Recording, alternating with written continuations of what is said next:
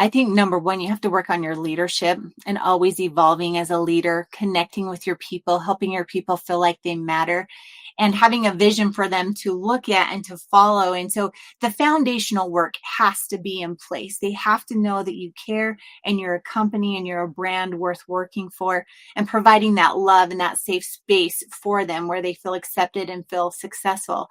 But beyond that, we're looking at this generation that really values work-life balance. They really value having time with their family and time off when they want it. And, we're an industry that we're a 24/7 industry.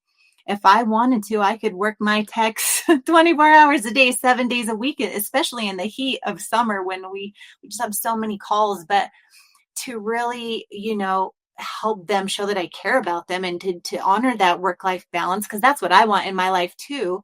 We had to get kind of creative about our scheduling and making sure that we found successful ways for them to have time with their family. And so we implemented what we call a 4-day work week.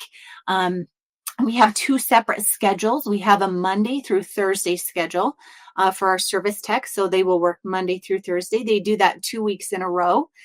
So they get a 3-day weekend. The next week, they move to a Wednesday to Saturday rotation. So they get a 5-day weekend every 3 weeks. Do you know what this is? That's incredible. This has cut back on, they don't use their PTO. They're just planning their vacations around their 5-day weekends.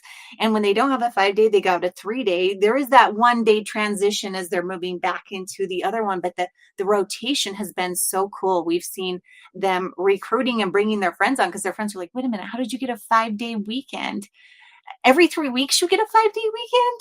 And it's making them be more thorough in their job while they're working for us. They're not blowing through jobs. They're taking time at customers' home and really trying to make the most of every single job, because they know they're not going to be burnout. They know they're not going to be working late into the night. We've been very, very careful about watching that schedule. And, I've talked to contractors and tried to encourage them to do this. They're like, but I've got, what if I'm not using my van the whole time? What if I'm not I don't know if I'm being as efficient. And so you have to figure out what works for you, but ultimately it's about creating an employee experience. We talk so much about the customer experience, but the employee experience is just as important. And so be creative with that and find ways to meet their needs, because then they'll serve your customers at a higher level.